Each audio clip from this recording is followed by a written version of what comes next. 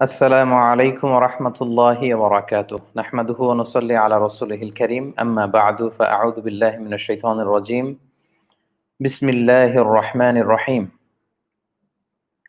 Japan থেকে সরাসরি সম্প্রচারিত ১০ দিক টিভির ধারাবাহিক আয়োজন ভার্চুয়াল তাফসীর সেশনের ষষ্ঠ পর্বে আপনাদের সবাইকে জানাচ্ছি আন্তরিক শুভেচ্ছা এবং অভিনন্দন। আহলান ওয়া সাহলান ওয়া মারহাবান বিকুম ফি হাযাল লিকা আত-তাইয়্যিব ওয়াল মুবারাক। যে যেখান থেকে দেখছেন আশা করছি আপনারা সবাই ভালো আছেন, সুস্থ আছেন এবং নিরাপদে আছেন, এবং সবসময় আল্লাহ তাআলার দরবারে কামনা করছি যে আল্লাহ তাআলা আপনাদের সবাইকে ভালো রাখুন, সুস্থ রাখুন, নিরাপদে রাখুন এবং ঈমানের সাথে রাখুন। ভার্চুয়াল তাফসীর সিরিজটিতে আমরা আমপারার অর্থাৎ ৩০তম পারার সবগুলো সূরার ধারাবাহিক তাফসীর আমরা পেশ করব। গত সেশনে অর্থাৎ ভার্চুয়াল তাফসীরের পঞ্চম পর্বে আমরা সূরাতুল আবাসার তাফসীর শুনেছিলাম। আজকে ইনশাআল্লাহ বিইذনিল্লাহ আমরা সূরাতুল আত-তাকবীরের তাফসীর শুনবো ইনশাআল্লাহ।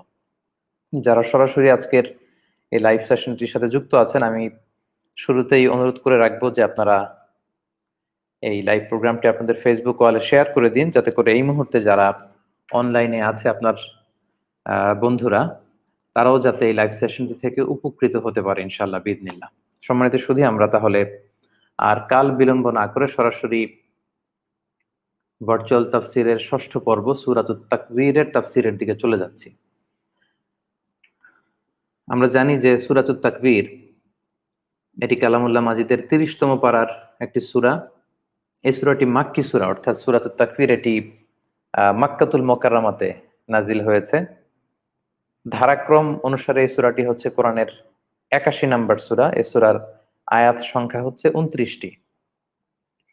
সূরাতুত তাকবীরের সেন্ট্রাল থিম হচ্ছে হাকিকাতুল কিয়ামা এবং হাকিকাতুল ওয়াহি, অর্থাৎ কিয়ামতের যে স্বরূপ বা বাস্তবতা সেটি নিয়ে শুরুর দিকে এই সূরাতে আলোচনা করা হবে। পাশাপাশি ওয়াহি বা রেভেলেশন, যেটা আল্লাহ তাআলা আমাদের হেদায়েতের জন্য নাজিল করেছেন, এই ওয়াহির স্বরূপ বা বাস্তবতাটা কেমন, এই দুটি জিনিস নিয়ে আলোচনা করা হবে। তাহলে বেসিক্যালি দুইটি বিষয় আমরা আলোচনা শুনবো সূরাতুত তাকবীরে। প্রথমত কিয়ামতের যে স্বরূপ বা কিয়ামতের বাস্তবতা, কিয়ামতের বিভীষিকাময় পরিস্থিতি এটা কেমন, এটা নিয়ে আমরা শুনবো।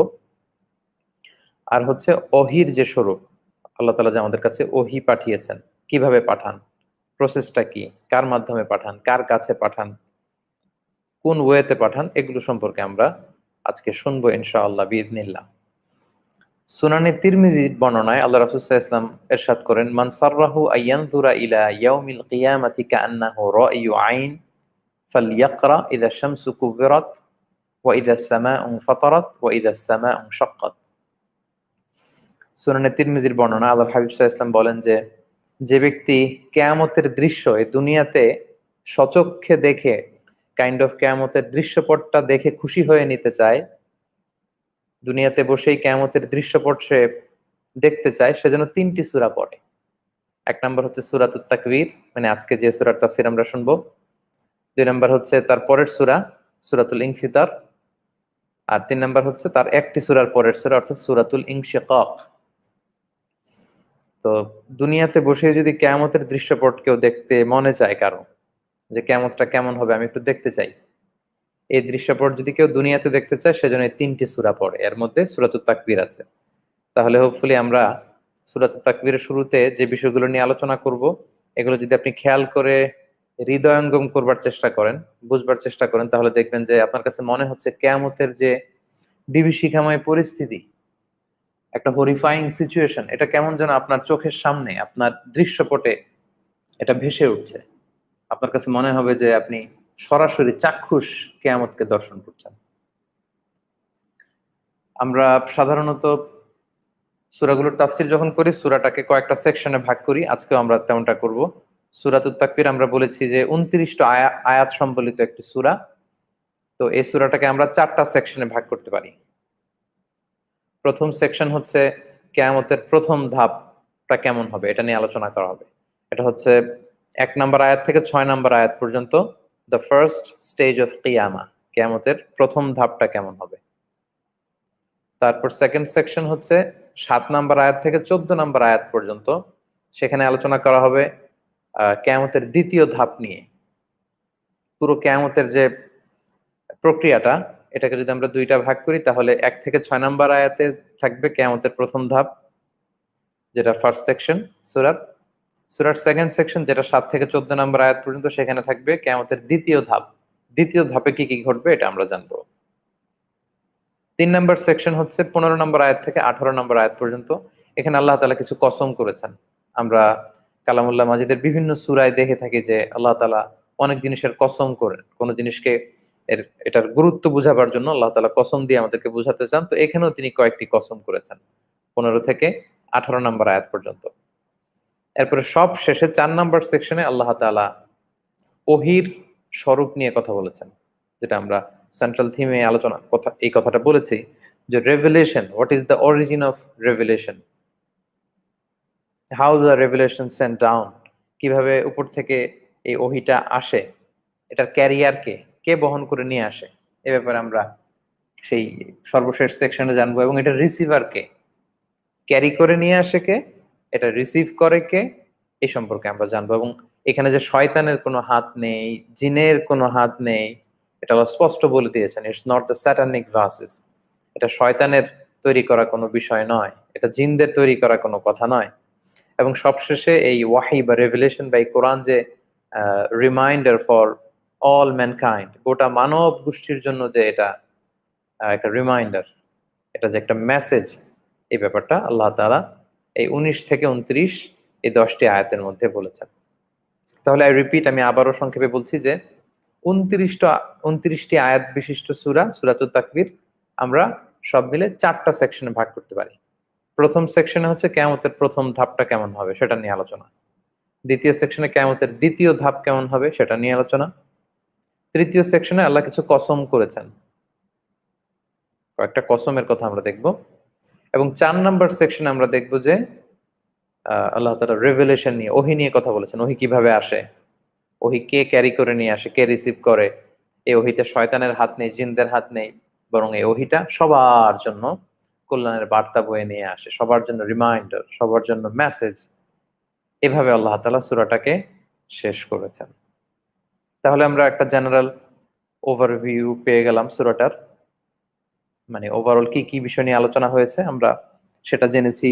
আমরা সেন্ট্রাল থিম কেন্দ্রীয় আলোচ্য বিষয়টা কি সেটাও জেনেছি, যে এখানে কিয়ামত নিয়ে কথা বলেছে আর ওহী নিয়ে কথা বলা হয়েছে। এবার আমরা সরাসরি সূরাতুত তাকবীরের তাফসীরের দিকে চলে যাব। তাহলে আমরা শুরু করছি। আউযু বিল্লাহি মিনাশ শাইতানির রাজীম, বিসমিল্লাহির রহমানির রহিম। বিতাড়িত শয়তানের কাছ থেকে মহান আল্লাহ তাআলার নিকট পানাহ চাচ্ছি, পরম করুণাময় অসীম দয়ালু আল্লাহ তাআলার নামে শুরু করছি। ইযা শামসু কুব্বিরাত ওয়া ইযান নুজুমু কাদারাত ওয়া ইযাল জিবালু সুয়িরাত ওয়া ইযাল ইশারু উত্তিলাত ওয়া ইযাল ওয়াহুশু হুশিরাত ওয়া ইযাল বিহারু সুজ্জিরাত। এই যে প্রথম 6টা আয়াত নিয়ে আমাদের প্রথম সেকশন আমরা বলেছিলাম। তাহলে আমরা শুরু করছি। প্রথম আয়াতে আল্লাহ তাআলা বলছেন, আমাদেরকে মনে মনে রাখতে হবে যে প্রথম যে সেকশন সেখানে আমরা কিয়ামতের প্রাথমিক ইনিশিয়াল যে স্টেজ অফ কিয়ামা, কিয়ামতের যে প্রাথমিক ধাপ, সেটা নিয়ে এই প্রথম সেকশনে আলোচনা করা হয়েছে। আল্লাহ তাআলা সূরাটা শুরু করছেন এভাবে যে ইযা শামসু কুবিরাত, যখন সূর্যকে গুটিয়ে ফেলা হবে, সূর্যকে যখন পেঁচিয়ে ফেলা হবে। কুবিরাত, কাওয়ারা ইউকাউবিরু, তাকবীর মানে হচ্ছে গুটিয়ে ফেলা, মানে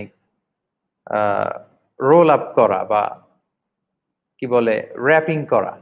আমরা যখন এক দেশ থেকে আরেক দেশে সফর করি, আমরা নিশ্চয়ই ট্রলি নিয়ে যাই, লাগেজ নিয়ে যাই। তো অনেক সময় দেখা যায় যে এয়ারপোর্টে আমরা ট্রান্সপারেন্ট কিছু প্লাস্টিক আছে, এটা দিয়ে আমাদের লাগেজকে কি করি, র্যাপিং করি। এই এক্স্যাক্টলি কুবিরাত মানে হচ্ছে র্যাপিং করা। অর্থাৎ ইদা শামসু কুবিরাত, যখন সূর্যকে র্যাপিং করা হবে, যখন সূর্যকে গুটিয়ে ফেলা হবে, পেঁচিয়ে ফেলা হবে। আমরা যারা পাগড়ি ব্যবহার করি মাথায়, পাগড়িটাও কিন্তু ৬-৭ হাত লম্বা থাকে। তো এটাকে আরবিতে মাথায় যখন পাগড়িটা যখন পেঁচানো হয় তখন কিন্তু মাথাটা ঢেকে যায়। তো আরবিতে এটাকে বলা হয় তাকবীরুল ইমামা, একই কথা কুবিরাত, অর্থাৎ পাগড়িকে পেঁচিয়ে ফেলা বা গুটিয়ে ফেলা। তো পাগড়ি দিয়ে মাথা পেঁচিয়ে ফেললে যেমনি মাথাটা ঢাকা পড়ে যায়, মাথা আর দেখা যায় না, তেমনি আল্লাহ তাআলা বলছেন ইযা শামসু কুবিরাত, সেদিন সূর্যকে পেঁচিয়ে ফেলা হবে, সূর্যকে গুটিয়ে ফেলা হবে, ফলে সূর্য আলোহীন হয়ে যাবে, সূর্যের আর কোনো আলো থাকবে না, এটা নিষ্প্রভ হয়ে যাবে। এটা হচ্ছে একেবারে প্রথম এক্সপ্রেশন এই সূরায়। আপনি যদি একটু ভিজুয়ালাইজ করার চেষ্টা করেন, একটু আপনার কল্পনা শক্তিকে যদি একটু শানিত করে ভাবার চেষ্টা করেন যে এই বিশাল সূর্য, যেটার প্রখর ও তাপে গোটা বিশ্বটা চলে, এটা না থাকলে অন্ধকার হয়ে যায়, এটাকে পেঁচিয়ে ফেলা হবে, আর সূর্য থেকে আলো পাওয়া যাবে না, মানে সূর্যের অ্যাক্টিভিটি ইজ ওভার। এটা হচ্ছে প্রথম কথা, ইদা শামসু কুবিরাত। এবং এই কুবিরাত শব্দটা কোরআনের অনেক জায়গায় এসেছে, ইউকাব্বিরুল লাইলা আলান নাহারি ইউকাব্বিরুন নাহারা আলাল লাইল, আল্লাহ রাতকে পেঁচিয়ে দিনের ভেতর ঢুকান, দিনকে পেঁচিয়ে রাতের ভেতর ঢুকান। তাহলে ওভারঅল কুবিরাত মানে হচ্ছে রোলিং আপ, ফোল্ডিং বা র্যাপিং, পেঁচিয়ে ফেলা। যখন সূর্যকে পেঁচিয়ে ফেলা হবে বা গুটিয়ে ফেলা হবে। ওয়া ইযান নুজুমু ইনকাদারাত, যখন তারাগুলো ছিটকে পড়বে। ইনকাদারা ইয়ানকাদিরু মানে তানাসারাত, ছিটকে এদিক সেদিক পড়বে। তারাগুলো তো এখন ঘুরছে, ওয়াকুল্লুম ফি ফালাকিন ইয়াসবাহুন, এটার যে অরবিট, এই অরবিটে সে কি করে, রিভলভ করে অল দ্য টাইম লং, এটা ঘুরতেই থাকে। ওয়াকুল্লুম ফি ফালাকিন ইয়াসবাহুন, ঘুরছে, কিন্তু সেদিন ঘূর্ণন প্রক্রিয়াটা থেমে যাবে, বরং ছিন্ন বিচ্ছিন্ন হয়ে তারাগুলো খসে পড়বে, ছড়িয়ে ছিটিয়ে পড়বে। এরপর আল্লাহ বললেন ওয়াইদাল জিবালু সুইয়িরাত, যখন পাহাড়গুলোকে চালনা করা হবে। আমরা কিয়ামতের বর্ণনার কথা তো লাগাতার শুনে আসছি সূরা নাবা থেকে, নাবাতে শুনলাম, তারপর নাজিআতে শুনলাম, এবং সূরাত আবাসারও শেষের দিকে শুনলাম। আমাদের একেবারে ভার্চুয়াল তাফসীর সেশনের যে ফার্স্ট এপিসোড, প্রথম পর্ব, সেখানে সূরা যুলজিলাতে শুনেছি যে কিয়ামতের ভাইব্রেশন যখন হবে তখন পাহাড়গুলো উঠতে থাকবে। সূরা আল কারিয়াতে আল্লাহ বলছেন যে ওয়াতাকুনুল জিবালু কাল ইহনিল মানফুশ, একেবারে বাতাসে যেমনি তুলা উড়ে পাহাড়গুলো এভাবে উঠতে থাকবে, কারণ গ্র্যাভিটি যে থাকে, মাধ্যাকর্ষণ শক্তি, যেটার কারণে এই পৃথিবীর চারদিকে সবকিছু পৃথিবীর সাথে লেগে আছে, লেপ্টে আছে, সেটা সেদিন থাকবে না, আউট অফ অর্ডারে চলে যাবে এই গ্র্যাভিটি। ফলে পাহাড়গুলো কোথাও এসেছে ধুলার মতো, কোথাও কোনো কোনো আয়াতে এসেছে তুলার মতো উঠতে থাকবে। সূরা নাবাতে আমরা শুনেছি ওয়া সুইয়িরাতিল জিবালু ফাকানাত সারাবা, পাহাড়গুলোকে যখন চালনা করা হবে এটা মরীচিকার মতো উঠতে থাকবে। তাহলে পাহাড় আর পাহাড়ের আগের অবস্থায় থাকবে না। এরপর আল্লাহ তাআলা বললেন ওয়াইদাল ইশারু উত্তিলাত, যখন ১০ মাসের গর্ভধারিণী উটনি বা উষ্ট্রি, শি ক্যামেল, এটাকে নেগলেক্ট করা হবে, এটাকে কোনো কেয়ার নেওয়া হবে না, এটাকে গুরুত্বই দেওয়া হবে না, ডেম কেয়ার। আরবিতে যেই গর্ভবতী উটনি যার পেটে বাচ্চাটা প্রায় ১০ মাস হয়ে গিয়েছে, কিছুদিন পরেই এটা ওর বাচ্চা প্রসব করবে, এটাকে আরবিতে বলে ওশারা। তো এই ওশারার প্লুরাল হচ্ছে আইসার। আল্লাহ তাআলা বলছেন যখন এই আইসার গুলোকে নেগলেক্ট করা হবে, আর কোনো গুরুত্ব দেওয়া হবে না। এটা হচ্ছে কিয়ামতের ভয়াবহ একটা পরিস্থিতির বর্ণনা। এর কারণ হচ্ছে, যেহেতু ইনিশিয়ালি কোরআনটা আরবদের কাছে নাজিল হয়েছিল কুরাইশদেরকে বোঝানোর জন্য, তো আরবদের কাছে উট হচ্ছে খুবই দামি একটা সম্পদ। এটাকে মরুভূমির জাহাজ বলা হয়। এটা দিয়ে ক্যারাভেনে যায়, তারা কাফেলায় যায়, ব্যবসা করে, এখানে সেখানে যায়। উট ছাড়া ডেজার্ট লাইফ কল্পনাই করা যেত না তখন। তো সেই উটের মধ্যে আবার যেটা আয়সার, 10 মাসের প্রেগনেন্ট উট, গর্ভবতী, এটার দাম ছিল আরবদের কাছে খুব বেশি। এটাকে খুব যত্ন নিত ওটের মালিক। দুটা কারণে। এক নম্বর কারণ হচ্ছে কিছুদিন পরে এটা বেবি ডেলিভারি করবে, তখন ওটের মালিক আরেকটা ওটের মালিক হয়ে যাচ্ছে। এটা যখন বাচ্চা দিবে, আরেকটা ওটের বাচ্চার মালিক যখন সে হবে, মানে সে আরেকটা ওটের মালিক। আর 2 নম্বর কারণ হচ্ছে, বাচ্চা দেওয়ার সাথে সাথেই উটনিটা দুধ দেওয়া শুরু করবে, শিখে ফেলে। আমরা জানি যে বাচ্চা প্রসব হওয়ার আগে তো দুধ দেয় না গরু, গাভী, কোনো কিছুই না পৃথিবীতে। সো এখানে দুইটা ফ্যাক্টর জড়িত আয়সার শব্দটার সাথে। ফলে বাচ্চা দেওয়ার সাথে সাথে আরেকটা ওটের মালিক হয়ে যাবে, আবার তারপর থেকে কয়েক বছর টানা সে দুধ খেতে পারবে। তো এইরকম 10 মাস আহ গর্ভধারণ করেছে এরকম যে উটনিগুলো, এগুলোকে খুব বেশি গুরুত্বের সাথে দেখা হতো। যে কোনো সময় বেবি ডেলিভারি হতে পারে, অনেক দামি সম্পদ এটা। তো তখন ওটের মালিক যেটা করতো, বারবার এটার খোঁজ খবর নিত। তারা তখন এটাকে এক্সট্রা কেয়ার দেয়, এক্সট্রা প্রিকশন নিয়ে রাখে যে কোনো সময় ডেলিভারি হতে পারে। এটা ঠিক মতো খেলো কিনা, এটার কোনো অসুস্থতা চলে আসতেছে কিনা, এই দামি উটটাকে আবার কেউ চুরি করতে আসলো কিনা, একটু পর পর তারা দে আর হ্যাভিং লোক টু দ্য ক্যামেল। তারা বারবার ওটের দিকে তারা নজর রাখতো, খেয়াল রাখতো, খুব যত্ন করতো যে কবে বাচ্চা দিবে, বাচ্চা দিলে আরেক ওটের মালিক, তারপর কিছুদিন পর থেকে দুধ খাওয়া যাবে। তো আল্লাহ তাআলা বলছেন ওয়াইদাল আইশার ও উক্তিলাত, কিয়ামতের ভয়াবহ পরিস্থিতিটা এমন হবে, এরকম দামি সম্পদ কোথায়, আইশার কোথায়, এই দামি গর্ভধারিণী যেটা 10 মাস সে বাচ্চা পেটে রেখেছে, এরকম কোথায় উটনি আর কোথায় উটের মালিক, কোনো হুঁশ থাকবে না, কোনো দিশা থাকবে না, কোনো সেন্সই তার কাজ করবে না। এরকম দামি দামি উট ফেলে দিয়ে মানুষ দিক বিদিক ছুটে পালাবে। এই এক্সপ্রেশনটা আল্লাহ দিলেন যে ওয়াইদাল আইশার ও অত্তিলাত। তো তখন ছিল হচ্ছে আহ এরকম উটের মালিক যারা ছিল তারা উটকে পছন্দ করত। এখনকার সময় যাদের বেন্টলি গাড়ি আছে, যাদের রোলস রয়েস আছে, যাদের ওডি আছে, যাদের জাগুয়ার আছে, এরকম দামি গাড়ি টাড়ি রেখে দিয়ে, ব্যাংক ব্যালেন্স রেখে দিয়ে, বাংলো বাড়ি, ডুপ্লেক্স ট্রিপ্লেক্স বাড়ি রেখে দিয়ে, লাক্সারিয়াস সবকিছু রেখে দিয়ে মানুষ ছুটবে, শুধু পালাতে চাইবে নিজে বাঁচার জন্য। তো এটা একটা এক্সপ্রেশন যে ঈদ আল আইসার ও অত্তিলাত, সেদিন এরকম দামি সম্পদগুলো মানুষ damn care, they damn care and they neglect all those things. এগুলোকে কোনো দামই দিবে না, কারণ আগে নিজে বাঁচি, নিজে বাঁচি। আপনি যদি 20 তলা একটা বিল্ডিং এর ভেতরে থাকেন, সেখানে যদি আগুন লেগে যায়, সেখানে আপনার দামি ল্যাপটপটা কোথায়, সেখানে আপনার গুরুত্বপূর্ণ জিনিস কোথায়, এটা আপনার কনসার্নে আসবে না। তখন আপনার কনসার্নে আসবে যে আমি কিভাবে লাভ দিয়ে হলেও বাঁচতে পারি কিনা, আমি কিভাবে কোনোভাবে এখান থেকে এক্সিট নিতে পারি কিনা। তখন অন্যান্য দামি সম্পদের কথা যেমনি আমরা ভুলে যাই দুনিয়াতে বিপদে পড়লে, সেদিন কিয়ামতের এই কঠিন বিভীষিকাময় সময়ে মানুষ তার দামি সব সম্পদ ভুলে পালাবে। এরপর আল্লাহ তাআলা বলছেন ওয়াইদাল ওয়াহুশ হুশিরাত। ওয়াহুশ মানে হচ্ছে ওয়াইল্ড অ্যানিমাল, বন্য প্রাণী, হিংস্র প্রাণীগুলোকে, হিংস্র বন্য প্রাণী সেদিন সব এক হয়ে যাবে। আমরা দেখি যে সিংহকে দেখলে জিরাফ পালায়, দৌড়ায়, বাঘকে দেখলে হরিণ পালায়। কিন্তু আপনারা জানেন কিনা জানি না, কোনো এলাকায় যখন ন্যাচারাল ডিজাস্টার হয়, তখন কোনো প্রাণী কিন্তু অন্য প্রাণীকে আক্রমণ করে না। সাপ তখন কোনো অন্য প্রাণীকে ছোবল দেয় না। বাঘ তখন হরিণ পেলেও হরিণকে কামড়ায় না। হরিণ আর বাঘ একসাথে জড়ো সড়ো হয়ে জবুথবু হয়ে থাকে, কারণ এটা অনেক বড় একটা ডিজাস্টার, বিগ ক্যালামিটি। সো দুনিয়াতেই যদি এমনটা হয়, সে কিয়ামতের দিন সেই ভয়ঙ্কর বিভীষিকাময় পরিস্থিতিটা কেমন হতে পারে, সেটা বুঝাবার জন্য একটা ফিলিংস আল্লাহ দিতে চাচ্ছেন। আল্লাহ বলছেন ওয়াইদাল ওয়াহুশ হুশিরাত, সেদিন সব বন্য প্রাণীগুলোকে একসাথে করা হবে, সব এক হয়ে যাবে, একসাথে গ্যাদার করবে, একসাথে জমা হয়ে যাবে। এবং ফার্স্ট সেকশনের সর্বশেষে আল্লাহ বলেন ওয়াইদাল বিহারু সুজ্জিরাত, যেদিন সাগরগুলোকে জ্বালিয়ে দেওয়া হবে। সাগরে দাউ দাউ করে আগুন জ্বলবে, ফায়ার। এই ব্যাপারটা আমাদের কাছে আপাত দৃষ্টিতে শুনতে অবাক লাগে যে সাগরে কি করে আবার আগুন জ্বলে, কারণ সাগরে থাকে পানি, আর পানি দিয়ে আগুন নেভানো হয়। কিন্তু সেদিন আগুন জ্বলবে কি করে? তো এর কারণ হচ্ছে আমরা জানি যে পানি পানির আদি উপাদান হচ্ছে দুইটা গ্যাস। দুইটা গ্যাসকে একসাথে মিশিয়ে আল্লাহ তাআলা এই পানির নেয়ামত আমাদেরকে দান করেছেন। এখানে দুইটা গ্যাস আছে, হাইড্রোজেন গ্যাস আছে, অক্সিজেন গ্যাস আছে। এজন্য পানির বৈজ্ঞানিক সংকেত হচ্ছে H2O।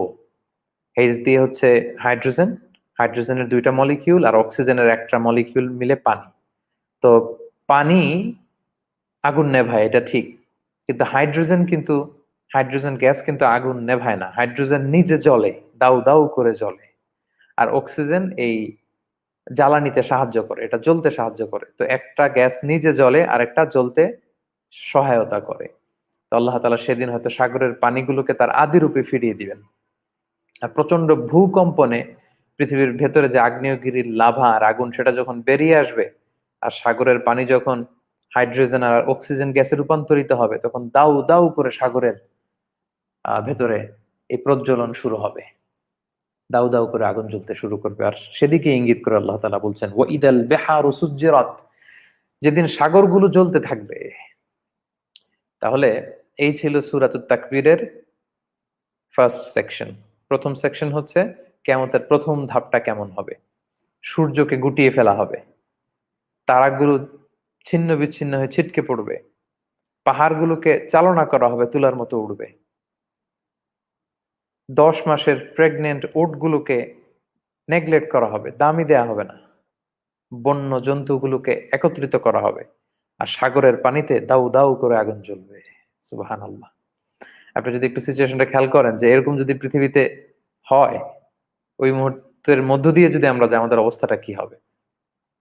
এটা হচ্ছে প্রথম সিংহায় যখন ফুৎকার দেওয়া হবে তখন। এবার আমরা চলে যাই দ্বিতীয় সেকশনে। আমরা বলেছি 7 নম্বর আয়াত থেকে 14 নম্বর আয়াত পর্যন্ত, এটা হচ্ছে সেকেন্ড সেকশন, কিয়ামতের দ্বিতীয় ধাপ। সূরার সেকেন্ড সেকশন, সেখানে কিয়ামতের প্রথম ধাপ তো আমরা শেষ করলাম। দ্বিতীয় ধাপে কি হবে? আল্লাহ বলছেন, ওয়া ইযান নুফুসু যুবিজাত, যখন মানুষের আত্মাগুলোকে দেহের সাথে রিঅ্যাসেম্বল করা হবে। আত্মাগুলো দেহের সাথে পুনঃ সংযোজন করা হবে। এটা কিন্তু খুব পাওয়ারফুল একটা আয়াত, ভেরি পাওয়ারফুল মেসেজ। আমরা যে আখিরাতে বিশ্বাস করি, আমাদের কনসেপ্ট এখানে ক্লিয়ার করা হচ্ছে। কারণ মরে গেলে আত্মা তো নাই। আত্মা কোথায়? আত্মা তো দেখা যায় না। এই যে আমাদের সোল, আমাদের স্পিরিট, এটা দেখা যায় না, ধরা যায় না, ছোঁয়া যায় না। কই গেল এটা? থাকলে মানুষ নড়ে, না থাকলে মানুষ নড়তে পারে না। তো আমরা বিশ্বাস করি এটা বিশ্বাসীদেরটা চলে যায় ইল্লিনে, অবিশ্বাসীদেরটা চলে যায় সিজ্জিনে। তো আত্মার ব্যাপারটা শেষ। আর দেহ, দেহ তো আমরা দেখি যে পচে গলে সব শেষ। তো আত্মা তো দেখিই না। আর দেহটা দেখি, তাও 50 বছর আগে মারা গিয়েছে এরকম কারো কবর খুললে দেখা যায় যে হাড় গোড় একেবারে মিশে পোকায় খেয়ে সয়লাভ। তো 50 বছর পরে যদি এই অবস্থায়, 500 বছর পরে, 5,000 বছর পরের কারো কবরে যদি যান, ওখানে কিছুই পাবেন না আপনি, কিছুই নাই অবশিষ্ট। তো আত্মার তো কোনো খোঁজই নাই, আর দেহেরও কোনো কিছু নাই। তো আল্লাহ বলছেন যে যেটা তুমি বাহ্যিক দৃষ্টিতে দেখো আর ভাবো, ব্যাপারটা এমন না। ও ইদান নুফুসু যুবিজাত, সেদিন নাফসগুলোকে, আত্মাগুলোকে রিঅ্যাসেম্বল করা হবে দেহের সাথে। এবং এটা আমাদের বিশ্বাস যে আমাদের আত্মা ইল্লিন থেকে আল্লাহ তাআলা পাঠাবেন, এবং এটা আমার দেহের সাথে আবার পুনঃসংযোজিত হয়ে আমি আমার দেহ এবং আত্মা ফিরে পেয়ে আবার নতুন করে আমি আবার পুনরুজ্জীবিত হব। এটাকেই বলা হয় বাস, পুনরুত্থান, পুনরুজ্জীবন। নতুন করে আমরা আবার জীবন সেদিন পাবো। আমরা আগের কোন এক সেশনে বলেছিলাম যে আমাদের যে স্পাইনাল কর্ড, পিঠে যে শির দ্বারা, এটার একেবারে নিচে একটা ট্রায়াঙ্গেল ছোট্ট হাড্ডির কণা আছে, এটাকে ইংরেজিতে বলে কক্সিক্স ডাক্তারি ভাষায়। তো খুবই ছোট, এটা গলে না, পচে না। হিন্দুরা শ্মশানে জ্বালালে পুরো দেহ জ্বলে, ওই কণাটা জ্বলে না। মুসলিমরা আমরা বাড়ি ফাইং করি, কবর দেই, সব মাটির সাথে মিশে যায়, গলে যায়, ভেঙে যায়, চলে যায়, কিন্তু ওইটা নষ্ট হয় না। সাগর ডুবিতে যারা মারা যায়, সাগরের ভেতরেই ছোট্ট কণাটা থাকে। সহিহ মুসলিমে এসেছে যে অমিনহু ইউরাক্কাবুল খলকু ইয়াউমাল কিয়ামা, কিয়ামতের দিন ওই ছোট্ট কণা থেকেই কিন্তু আল্লাহ আমাদেরকে আবার পুনরুজ্জীবিত করবেন। আমাদের আত্মাগুলোকে দেহের সাথে আবার পুনঃসংযোজিত করে দিবেন, রিঅ্যাসেম্বল করে দিবেন, একটার সাথে আরেকটা জোড়া লাগায়। আপনি দেখবেন যে ল্যাপটপ বা অ্যাপেলের কোনো কিছু কিনলে দেখবেন যে assembled in America, assembled in California, assembled in China. তো মানে প্রোডাক্ট এক দেশের, কিন্তু এটাকে রিঅ্যাসেম্বল করা হয়েছে আরেক দেশে। তো আপনার আত্মার সাথে এই দেহটাকে আল্লাহ তাআলা সেদিন রিঅ্যাসেম্বল করবেন, অ্যাসেম্বলিং করে দিবেন, জোড়া লেগে যাবে, আবার আমরা পুনরুত্থিত হব। এটা হচ্ছে ওয়াইদান নুফুসু যুবিজাতের 1 নম্বর তাফসীর। এটার আরেকটা তাফসীর আছে, অনেকে বলেছেন যে না, সেদিন যুবিজাত বলতে এখানে আলাদা আলাদা গ্রুপ গ্রুপ করে দেয়া হবে। সূরা সূরাতুল ওয়াকিয়াতে আল্লাহ তাআলা বলছেন ওয়া কুনতুম আজওয়াজান সালাসা, তোমরা সেদিন 3 দল হবে। কোরআনের বিভিন্ন আয়াতে 2 দলের কথা বলা হয়েছে, একটা জান্নাতি আর একটা জাহান্নামী।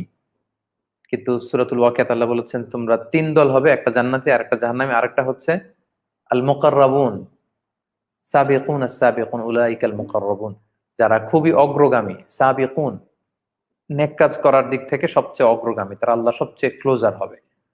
তো এরকম দল দল করে ভাগ করে দেয়া হবে মানুষগুলোকে বা আত্মাগুলোকে। এটাও একটা তাফসীর হতে পারে। আর শুরুতে যেটা বলেছি যে আমাদের আত্মার সাথে দেহকে সংযোজিত করে দেয়া হবে। তাহলে আমরা প্রথমে কি কি বিভীষিকা গেল, প্রথম সেকশনে আমরা কিয়ামতের প্রথম ধাপ শেষ করলাম, আর এই আয়াত থেকে আমরা দ্বিতীয় সেকশনে চলে গেলাম, সেখানে কিয়ামতের দ্বিতীয় ধাপ হবে যে আমরা উঠবো। মাম বাআসানা মিন মারকাদিনা হাদা, উঠেই বলবো আমাদেরকে কে ঘুম ভাঙালো, আমাদের কে ভাঙালো এত লম্বা ঘুম। আল্লাহ বললেন অমিনহা নুখরিজুকুম তারাতান উখরা, তোমাদেরকে আমি আগেই বলেছিলাম যে ওই মাটি থেকে আবার তোমাদেরকে উঠাবো।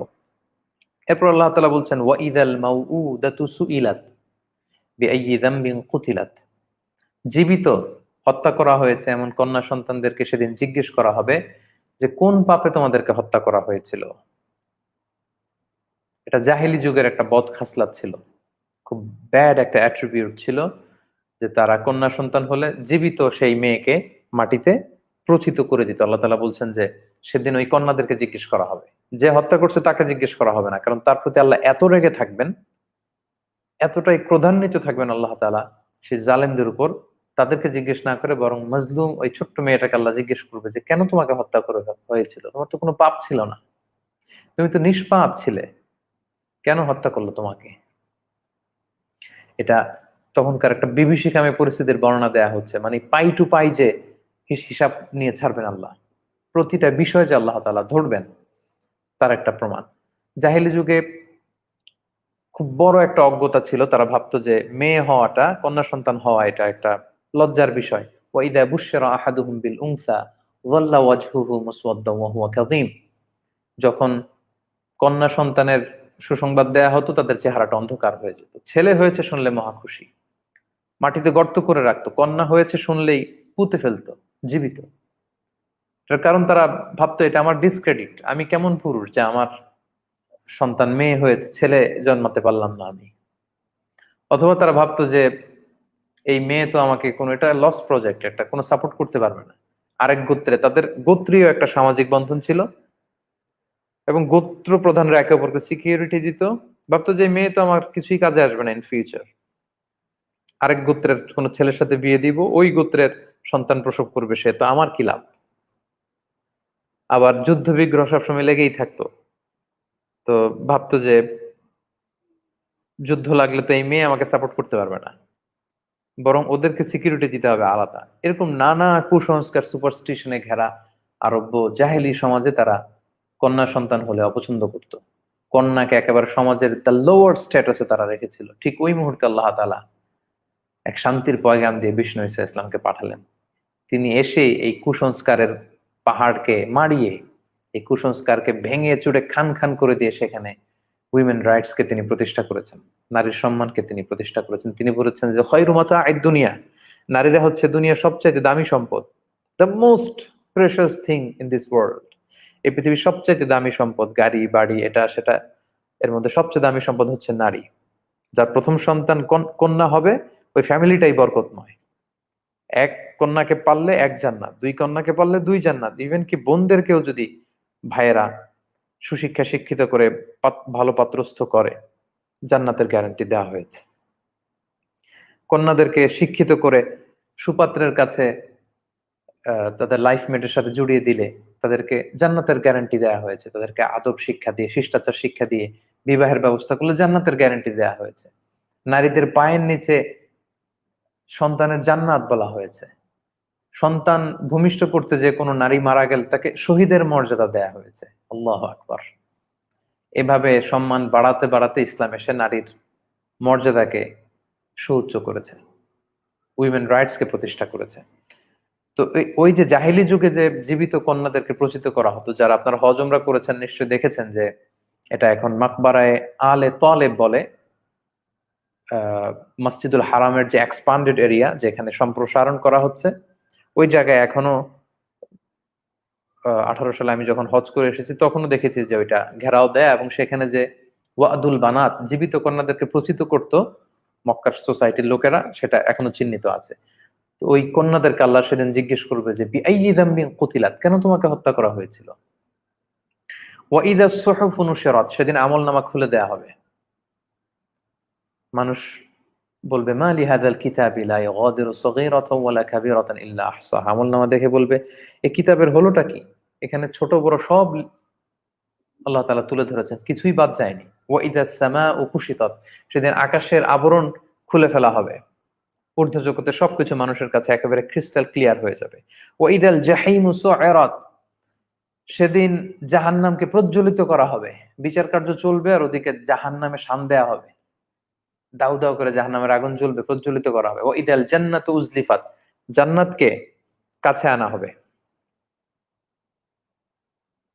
আলিমাত নাফসুম মা আহদারাত, তখন মানুষ জেনে যাবে যে তার সাথে কি ঘটতে যাচ্ছে, সে দুনিয়াতে কি করেছিল সব জেনে যাবে।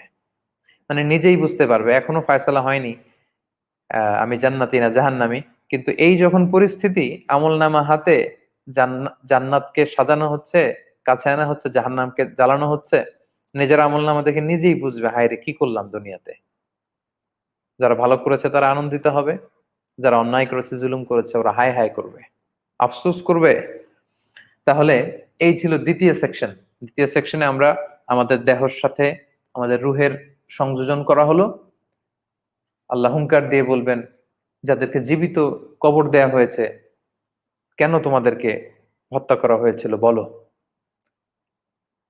যখন আমল নামাগুলোকে সম্প্রসারিত করে বিছিয়ে দেয়া হবে, দেখো যখন আকাশের আবরণ খুলে নেওয়া হবে, যখন জাহান্নামকে প্রজ্বলিত করা হবে, জান্নাতকে কাছে আনা হবে, মানুষ জেনে যাবে যে তার সাথে কি ঘটতে যাচ্ছে, মা হাদারাত, সে কি রেখে এসেছিল, কি করেছে, মানুষ বুঝে যাবে।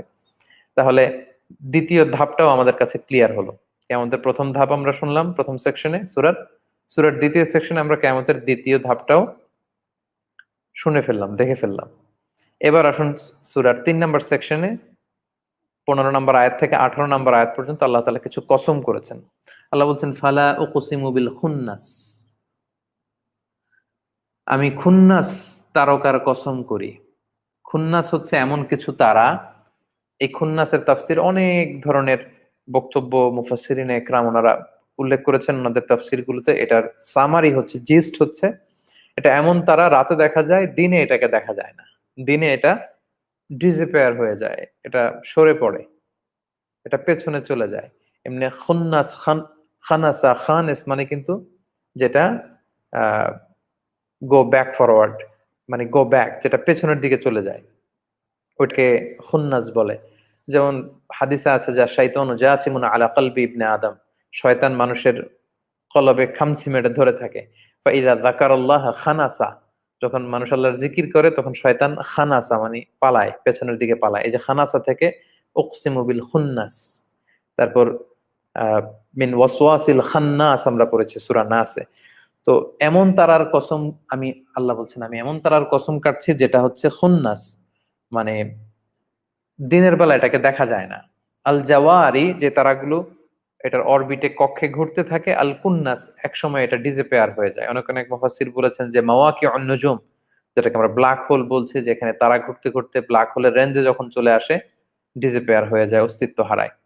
এই ধরনের বড় বড় তারাগুলোর কসম আমি কাটছি, আল্লাহ বলছেন।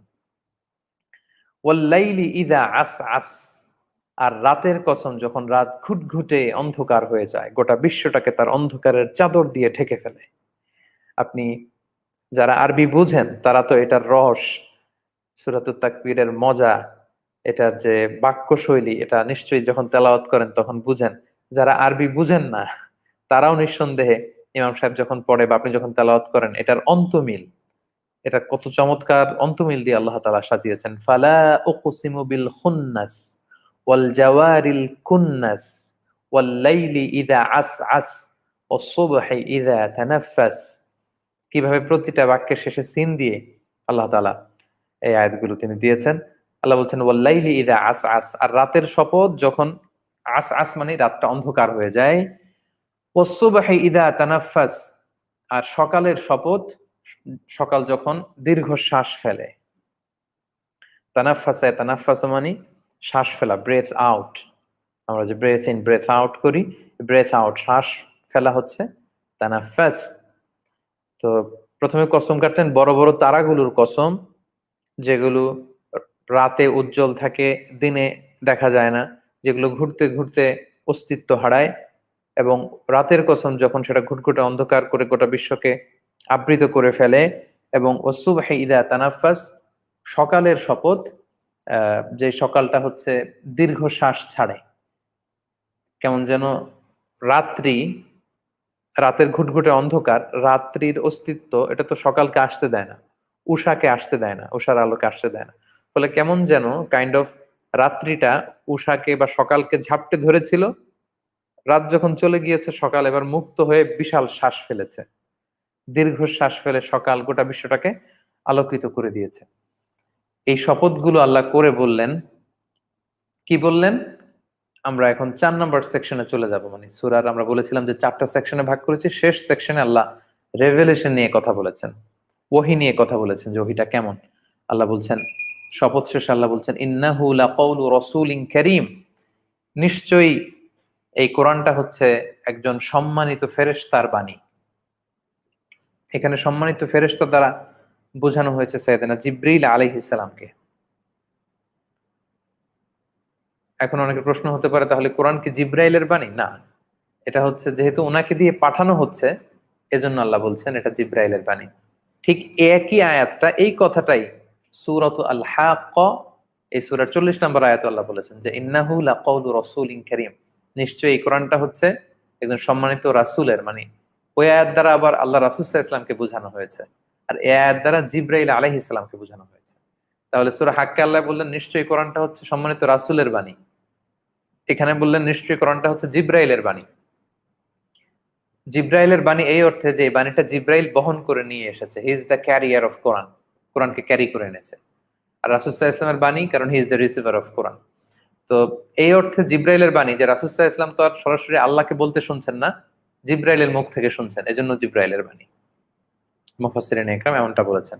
আর আমরা বা সাহাবারা তো সরাসরি জিব্রাইলকে দেখেনি, তারা দেখতো যে রাসূল সাল্লাল্লাহু আলাইহি ওয়াসাল্লাম বলছেন, সেই হিসেবে বলা হয়েছে রাসূল সাল্লাল্লাহু আলাইহি ওয়াসাল্লামের বাণী। কিন্তু প্রকৃত অর্থের এটা যে আল্লাহ তাআলার বাণী, কথা আল্লাহ তাআলা কোরআনের বিভিন্ন জায়গায় বলেছেন যে তানজিলুম মির রাব্বিল আলামিন, এটা গোটা বিশ্বের রব আল্লাহ তাআলার পক্ষ থেকে নাজিল হয়েছে।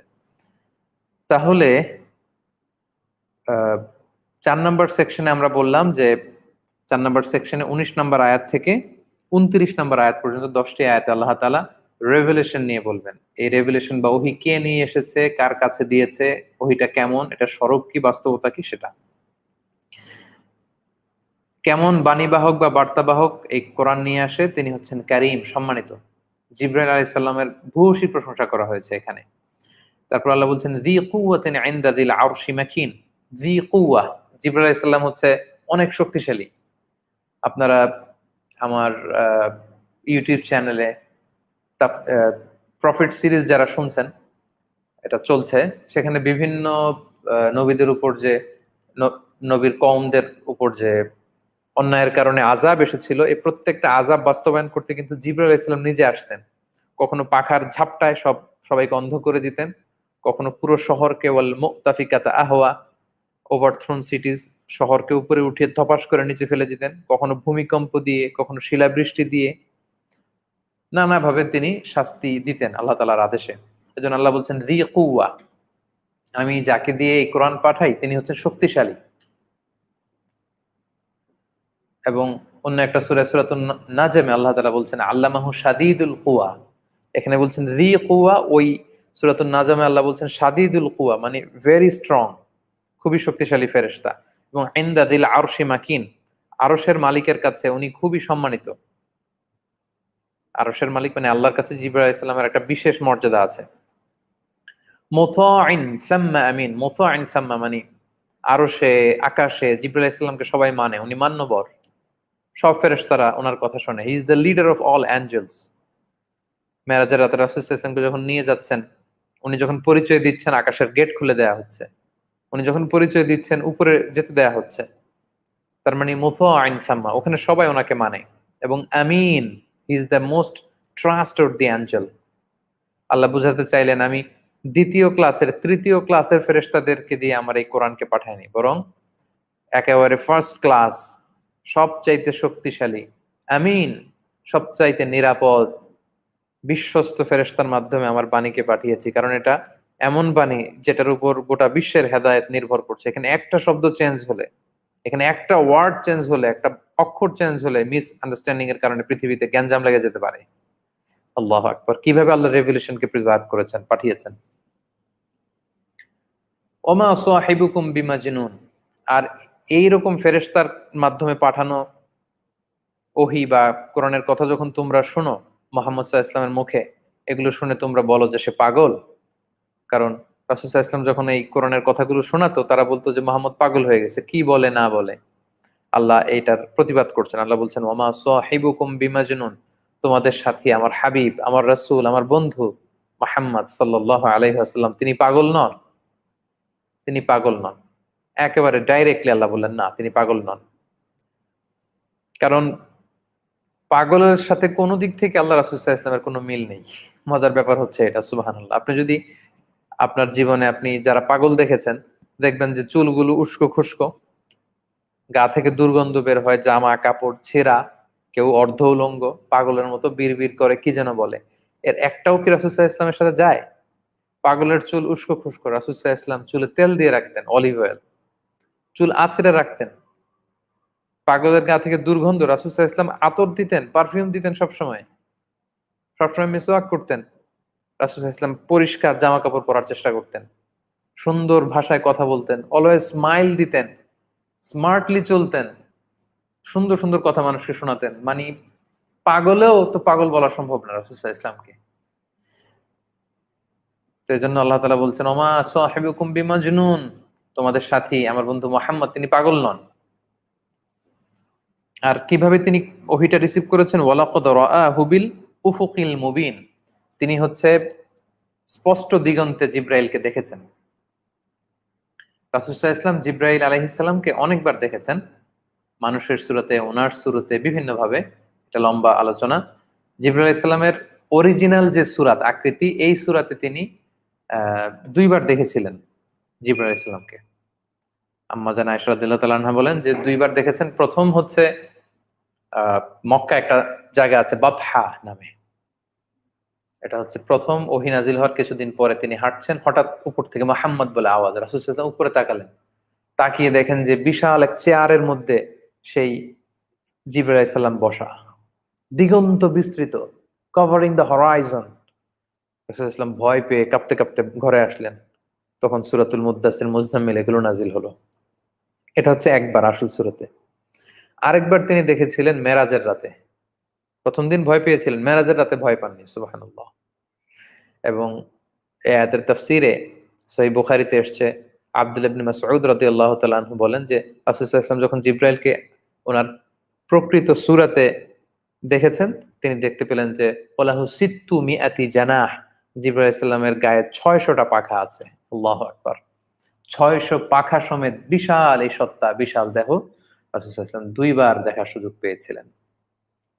তাহলে এটাই আল্লাহ তাআলা বললেন, ওয়ালাকাদ রাআহু বিল উফুকিল মুবিন, স্পষ্ট দিগন্তে রাসূল সাল্লাল্লাহু আলাইহি ওয়াসাল্লাম জিবরাইল আলাইহিস সালামকে দেখেছেন। ওয়ামা হুয়া আলাল গায়বি বিদনীন, এত সুস্পষ্ট ভাবে তিনি জিবরাইল আলাইহিস সালামের কাছ থেকে যে ওহী নিয়েছেন, ওহীর ব্যাপারটা তো গায়েব, অদৃশ্য, এখানে কারো কোনো টাচ নেই, হাত নেই। সিক্রেট মেসেজ আল্লাহ পাঠান, জিবরাইল ক্যারি করে বিষ্ণবীর কাছে পৌঁছে দেন। আল্লাহ বিষ্ণবীকে সার্টিফাই করছেন, ওয়ামা হুয়া আলাল গায়বি বিদনীন, আমার নবী এই ওহীগুলো নিজের কাছে রেখে দেয় না, কৃপণতা করে না ওহী পৌঁছে দিতে।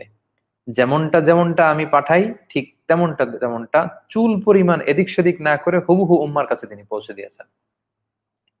সুবহানাল্লাহ। তাহলে এই যে রেভিলেশন, এই ওহী যে ১০৪টা আসমানি কিতাবের সর্বশ্রেষ্ঠ কিতাব কোরআন কিভাবে আমাদের কাছে আসলো, এটার প্রক্রিয়াটা, এটার প্রসেসটা আপনি খেয়াল করেন যে রাসূল সাল্লাল্লাহু আলাইহি ওয়াসাল্লামের কাছে যেভাবে এসেছে রাসূল সাল্লাল্লাহু আলাইহি ওয়াসাল্লাম ঠিক সেইভাবে পুঙ্খানুপুঙ্খভাবে পৌঁছে দিয়েছেন। এবং ওনার শেষ বড় ভাষণ, বিদায় হজের ভাষণে তিনি উপস্থিত সাহাবাদেরকে বলেছেন যে, আল্লাহুম্মা হাল বাল্লাগতু, হে সাহাবারা তোমরা বলো, আল্লাহ শপথ করে জিজ্ঞেস করছে আমার কাছে যা এসেছে আমি কি ঠিকঠাক পৌঁছে দেইনি? তারা সবাই বলেছিল আল্লাহুম্মা নাআম, হে নবী অবশ্যই আপনি আল্লাহ তাআলা যেমন যেমন আমাদের জন্য ওহী পাঠিয়েছেন সব পৌঁছে দিয়েছেন। আল্লাহ রাসূল সাল্লাল্লাহু আলাইহি ওয়াসাল্লাম বলেছেন আল্লাহুম্মা ফাশহাদ, আল্লাহুম্মা ফাশহাদ, হে আল্লাহ আপনি সাক্ষী থাকেন আমি কিন্তু সব পৌঁছে দিয়েছি। কারণ আল্লাহ তাআলা বলেছেন ইয়া আইয়ুহার রাসূলু বাল্লিগ মা উনজিলা ইলাইকা মির রাব্বিক, হে নবী আপনার রবের পক্ষ থেকে যা নাজিল হয় সব আপনি পৌঁছে দেন। এবং এখানে আল্লাহ সার্টিফাই করছেন ওমা হুয়া আলাল গায়বি বিদনিন, নবী কোনো গায়েবের খবর, ওহির খবর, আল্লাহর পাঠানো কোনো মেসেজ, কোনো আহকাম কিছুই তিনি গোপন রাখেন না, এগুলো তোমাদের কাছে পৌঁছাতে তিনি কৃপণতা করেন না। এবং আল্লাহ এও বলছেন ওমা হুয়া বিকাউলি শাইতানির রাজিম, আর এই কোরআনের কথাটা এটা বিতাড়িত শয়তানের কথাও না। তারা এটাও বলতো মক্কার লোকেরা যে মুহাম্মদের কাছে একটা শয়তান আসে, শয়তান বলতে তারা জিবরাইল আলাইহিস সালামকে মিন করতো না, আউযুবিল্লাহ। একটা শয়তান আসে এসে মুহাম্মদকে কি যেন বলে যায়, এটাই মুহাম্মদ প্রচার করে, এটা শয়তানের বাণী তারা বলতো। আল্লাহ বলে না ওমা হুয়া বিকাউলি শাইতানির রাজিম, এটা বিতাড়িত শয়তানের বাণীও না।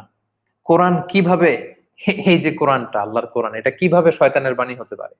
কারণ শয়তান তো মানুষের মাঝে অশ্লীলতা ছড়াতে চায়, কোরআন তার বিপরীত, কোরআন পবিত্রতার শিক্ষা দেয়। শয়তান শিরকের কথা বলে, অন্যের খারাপের কথা বলে, স্বামী স্ত্রীর বিচ্ছেদের কথা বলে, কিন্তু কোরআন তাওহীদের কথা বলে, কোরআন স্বামী স্ত্রীর সুসম্পর্কের কথা বলে। শয়তান জাহান্নামের পথ দেখায়, কোরআন জান্নাতের পথ দেখায়। যত শয়তানি কাজ আছে তার কোনোটাকেই কোরআন কিন্তু সাপোর্ট করে না, বরং একেবারে পুরোপুরি বিপরীত। তাহলে কিভাবে এটা শয়তানের বাণী হতে পারে? শয়তান কি কখনো তাওহীদের বাণী প্রচার করবে? শয়তান কি কখনো নবীদের কথা শোনাবে? শয়তান কি প্রকৃত জীবন দর্শন আমাদের শিখতে দিবে? কিন্তু কোরআন তো আমাদেরকে সেটাই করছে। আল্লাহ বলছেন ফাইনা তাযহাবুন, এত দামি ওহী যেটা আমি তোমাদের কাছে পাঠাই এটাকে রেখে দিয়ে তোমরা কোথায় যাচ্ছ? হে মক্কার লোকেরা, এই কোরআনের ওহী থেকে মুখ ফিরিয়ে তোমরা কই যাচ্ছ? ইন হুয়া ইল্লা যিকরুল লিল আলামিন, নিশ্চয়ই কোরআনটা হচ্ছে যিকরুল লিল আলামিন, গোটা বিশ্বের সবার জন্য উপদেশ বাণী। এটা যিকরুল লিল আলামিন, সবার জন্য, শুধু আমাদের না। আমি প্রায় আমার বিভিন্ন আলোচনায় বলি যে কোরআন এটা সবার কিতাব, এটা হিন্দু, বৌদ্ধ, খ্রিস্টান, আস্তিক, নাস্তিক সবাই এখান থেকে ইনফরমেশন নেবে, উপকৃত হবে, হেদায়েত নিবে। এটা আল্লাহ আমাদের জন্য কুক্ষিগত করে দেননি। যে কেউ চাইলে কোরআন থেকে হেদায়েত নিতে চাইলে হেদায়েত নেওয়া যাবে, সবার জন্য মেসেজ। তবে এটা উপকার শুধু তাদেরই করে লিমান শাহ মিনকুম আইয়াস্তাকিম, যারা সোজা পথে চলতে চায়। বক্রতা নিয়ে কোরআন পড়লে তো কোরআন থেকে কিছু নেওয়া যাবে না। সবশেষে আল্লাহ তাআলা বললেন ওয়া মা তাশাউনা ইল্লা আইয়াশা আল্লাহু রাব্বুল আলামিন, আর তোমরা যা চাও তার কোনোটাই হয় না, সেটাই হয় যেটা আল্লাহ তাআলা চায়। অর্থাৎ আল্লাহ তাআলার মাশিয়াত ছাড়া, আল্লাহ তাআলার ইচ্ছা ছাড়া, হুকুম ছাড়া পৃথিবীতে কিছুই হয় না। এই কথাটি বলবার মধ্য দিয়ে আল্লাহ তাআলা সূরাতুত তাকবীর এর সমাপ্তি করলেন। তাহলে ৪টা সেকশনে আমরা জানলাম। প্রথম সেকশনে কিয়ামতের প্রথম ধাপ, দ্বিতীয় সেকশনে কিয়ামতের দ্বিতীয় ধাপ, তৃতীয় সেকশনে আল্লাহ কসম দিলেন, চতুর্থ সেকশনে কসম দিয়ে আল্লাহ তাআলা বললেন যে রেভেলেশন, কোরআন এটা কিভাবে এসেছে, যেখানে শয়তানের হাত নেই, জিনদের হাত নেই, এমন ফেরেশতা দিয়ে পাঠিয়েছি, সরাসরি রাসূলকে দিয়েছে, আর রাসূল সাল্লাল্লাহু আলাইহি ওয়াসাল্লাম কোনো কৃপণতা ছাড়া পাই টু পাই একেবারে সবকিছু আমাদের কাছে পৌঁছে দিয়েছেন। সম্মানিত শুধু এই ছিল সূরাতুত তাকবীরের সংক্ষিপ্ত তাফসীর। এবার সংক্ষেপে যদি ১-২ মিনিট আমরা একটু কি কি শিখলাম আবার যদি রিভাইজ করি, তাহলে আমরা বলব প্রথম হচ্ছে আমরা কিয়ামতের প্রথম ধাপ, দ্বিতীয় ধাপ এ দুটো জানলাম। আমরা কিন্তু ধারাবাহিকভাবে কিয়ামতের ব্যাপারে আমাদের যে কনসেপ্ট হওয়া দরকার, দ্য ফিলোসফি অফ আখিরা, মোটামুটি আপনাদের কাছে ক্লিয়ার হওয়ার কথা। কারণ আমি খুবই বোধগম্য ভাষায় বর্তমান সময়ের সাথে মিলিয়ে এর আগের কিছু সেশনেও আমরা কথা বলেছি যে মানে why it's logical and why it's highly needed, কেন কিয়ামত বলে একটা ব্যাপার থাকতে হবে, শেষ বিচার বলে একটা বিষয় থাকতে হবে, আখেরাত বলে একটা বিষয় থাকা লাগবেই, এটা কেন অনেকবার আমরা ক্লিয়ার করেছি। এবং এখানেও আমরা দ্য টেরিফাইং সিচুয়েশন অফ কিয়ামা দেখলাম যে কত ভয়ঙ্কর হবে। মানুষ দামি জিনিস ফেলে মানুষ পালাতে চাইবে। এজন্য আমরা যেন সবসময় এই ভয়ঙ্কর পরিস্থিতির কথাটা মাথায় রাখি এবং এই বিভীষিকা থেকে যেন আমরা আল্লাহর কাছে পানাহ চাই। মুসনাদে আহমদ ইবনে হাম্বলের হাদিস, আল্লাহ রাসূল সাল্লাল্লাহু আলাইহি ওয়াসাল্লাম সবসময় দোয়া করতেন, আল্লাহুম্মা লা তুখজিনি ইয়াউমাল কিয়ামা, হে আল্লাহ সেই কিয়ামতের বিপদের দিনে তুমি আমাকে অপদস্থ করো না, অপমান করো না। যেই নবীর আগের গুনাহ পরের গুনাহ তো গুনাহই নাই, সব মাফ, মাসুম, সাইয়্যিদু ওয়ালদি আদম, গোটা মানব কুলের শ্রেষ্ঠ, তিনি আল্লাহরে বলতেন, আল্লাহ ওই বিপদের দিনে তুমি আমার বাঁচিও, আমাকে অপদস্থ করো না। তাহলে আমাদের কতটুকু পেরেশান থাকা দরকার কিয়ামতের সে বিভীষিকাময় পরিস্থিতি নিয়ে। এটা হচ্ছে প্রথম শিক্ষা। ২ নম্বর শিক্ষা হচ্ছে সেদিন সব বিচার তো হবেই, বিশেষ করে হত্যাকাণ্ডের বিচার হবে খুব ভয়ানক ভাবে। ওয়াইদাল মাউউদাতু সুইলাত বিআইয়ি যামবিন কুতিলাত, দোষ নেই, নবজাতক ছোট্ট সন্তান, এটাকে মাটিতে পুঁতে ফেলেছো, আল্লাহ তাআলা তাদের সাথে কথাও বলবেন না। মাজলুমদেরকে জিজ্ঞেস করবেন কেন তোমাদের হত্যা করা হয়েছিল বলো। তার মানে বোঝা গেল যে অন্যায় হত্যাকাণ্ডের বিচার আল্লাহ খুব ভয়ঙ্কর ভাবে করবেন। এবং সহিহ বুখারীতে এসেছে যে আউয়ালু মা ইউকদা বাইনান নাসি ইয়াউমাল কিয়ামাতি আদ-দিমা, প্রথম যেই বিচার আল্লাহ করবেন ওটা হচ্ছে রক্তের বিচার। হাক্কুল্লাহ মানে আল্লাহর হকের প্রথম বিচার হচ্ছে নামাজের বিচার, নামাজ পড়েনি কারা। হাক্কুল ইবাদ, বান্দার হকের প্রথম বিচার হচ্ছে হত্যাকাণ্ডের বিচার। আপনি অন্যায়ভাবে রক্তপাত করেছেন, আপনি ভাববেন না যে দুনিয়াতে পার পেয়েছেন তো আখিরাতেও পার পেয়ে যাবেন, না, সেখানে একটা বিচার হবে, ভয়ঙ্কর বিচার। যারা সেই বিচারের জবাবদিহিতার কথা মাথায় রাখে তারা হচ্ছে গেইনার, আর যারা সেটা ভুলে যায় জুলুম করতে থাকে দে আর দ্য লুজার। এবং সে বিচার আমরা দেখব সবাই, সেই ভয়ঙ্কর বিচারের অপেক্ষায় আমরা সবাই। পৃথিবীতে যারাই মাজলুম হয়েছে, যারাই অন্যায় অত্যাচারের শিকার হয়েছে, সেদিন তারা বিচারের সঠিক রায়টা সেদিন তারা পাবে। তাহলে অন্যায় হত্যাকাণ্ডের বিচার হবে ভয়ঙ্কর ভাবে, এটাও আমরা কিন্তু এই সূরা থেকে জানতে পারি। ৩ নম্বর আরেকটা বিষয় আমরা শিখতে পারি যে আসলে আমলনামা দিলে নিজেই বুঝে যাবে আমার সাথে কি হতে যাচ্ছে, জান্নাতি না জাহান্নামী। নিজের আমলনামা দেখে নিজেই বোঝা যায় যে আমি কি করেছি, এটা কিন্তু সেদিন হবে। ৪ নম্বর আরেকটা বিষয় জানলাম যে ওহী আসার যে প্রসেসটা, লাউহে মাহফুজ থেকে জিবরাইল আলাইহিস সালাম নিয়ে আসেন, কি নিয়ে আসেন কেউ জানে না এটা। এখানে অন্য ফেরেশতাদের কোনো হাত নেই, শয়তানের কোনো হাত নেই, জিনদের কোনো হাত নেই। হাই সিকিউরিটির সাথে, হাইলি সিকিউরড একটা ওয়েতে তিনি এটা ক্যারি করে বিশ্বনবী সাল্লাল্লাহু আলাইহি ওয়াসাল্লামের কাছে পৌঁছে দেন। বিশ্বনবী সাল্লাল্লাহু আলাইহি ওয়াসাল্লাম পুঙ্খানুপুঙ্খভাবে আমাদের কাছে তিনি পৌঁছে দেন। আল্লাহ তাআলা সূরা ফুসসিলাতে বলছেন, লা ইয়াতিহিল বাতিল মিন বাইনি ইয়াদাইহি ওয়ালা মিন খালফি, সামনে পেছনে ডানে বাঁয়ে সব দিক থেকে প্রোটেক্টেড। এই কোরআনের একটা আয়াতে, একটা শব্দে, একটা অক্ষরে এদিক সেদিক করার ক্ষমতা সুযোগ কারো নেই। এভাবে আল্লাহ তাআলা প্রোটেক্ট করেছেন। ৫ নম্বরে যে ব্যাপারটা আমরা জানলাম, বিশ্বনবী ওহীকে কখনো গোপন করতেন না। যেমনটি শুনেছেন তেমনটি পৌঁছে দিয়েছেন। আল্লাহ যেমনটি আমাদের কাছে হেদায়েতের বাণী পাঠাতে চেয়েছেন, এরকম ধারণা করার সুযোগ নেই। রাসূল সাল্লাল্লাহু আলাইহি ওয়াসাল্লাম কি ২-১টা মিস করলেন? কিছু কি মিসিং আছে? না, কিছু মিসিং নেই। আল্লাহ তাআলা আমাদের হেদায়েতের জন্য যা, যা বলেছেন সব আল্লাহর হাবিব সাল্লাল্লাহু আলাইহি ওয়াসাল্লাম তিনি পৌঁছে দিয়েছেন। এবং ৬ নম্বর যে ব্যাপারটা আমরা শিখতে পারি সেটা হচ্ছে কোরআন, এটা হচ্ছে ইন হুয়া ইল্লা যিকরুল লিল আলামিন। আপনার হিন্দু বন্ধুদেরকে আপনি বুঝাবেন, খ্রিস্টান বন্ধুদেরকে বুঝাবেন যে দেখো এটার ইংলিশ ট্রান্সলেশন পড়ে দেখো যে ইন হুয়া ইল্লা যিকরুল লিল আলামিন। এই কোরআনটা হচ্ছে গোটা বিশ্ববাসীর জন্য, এটা মেসেঞ্জার, এটা রিমাইন্ডার। এটা শুধু আমরা কেন উপকৃত হব, যেটা পাঠিয়েছেন আল্লাহ সবার জন্য, আমরা যেন সবার কাছে ডিসেমিনেট করে দিই, যেন ছড়িয়ে দেই। এই ব্যাপারটা কিন্তু আমরা এই সূরা থেকে শিখতে পারি। সর্বশেষ যেটা আমরা শিখতে পারি যে আসলে আমাদের ইচ্ছায় কিছু হয় না যতক্ষণ না আল্লাহ তাআলার ইচ্ছা সেখানে না থাকে। ওমা তাশাউনা ইল্লা আইয়াশা আল্লাহু রাব্বুল আলামিন। এজন্য আমরা ভবিষ্যতের কোনো কাজের আগে এখানে আল্লাহর ইচ্ছাটা যেন জুড়ে দেই, অর্থাৎ ইনশাআল্লাহ, যদি আল্লাহ চায়। এটাকে বলা হয় মাশিয়াতুল্লাহ, মাশাআল্লাহ, আল্লাহ যেমনটা চেয়েছেন। কদ্দারাল্লাহু মা শাআ, আল্লাহ যেমনটা চেয়েছেন তেমনটা হয়েছে। সবসময় যেন আল্লাহর মাশিয়াতের সাথে আমরা আমাদের কাজগুলোকে যুক্ত করে দেই, এবং এটাই ঈমানদারদের বৈশিষ্ট্য। আল্লাহ তাআলা আমাদের সবাইকে কথাগুলো বোঝার ও আমল করার তৌফিক দান করুক। হাযা মা ইনদি ওয়াল ইলমু ইনদাল্লাহ আলাইহি তাওয়াক্কালতু ওয়া ইলাইহি উনীব। আগামী ভার্চুয়াল তাফসীরের ৭ম পর্ব দেখবার অগ্রিম আমন্ত্রণ জানিয়ে এখানে আমরা শেষ করছি। আসসালামু আলাইকুম ওয়া রাহমাতুল্লাহি ওয়া বারাকাতুহু।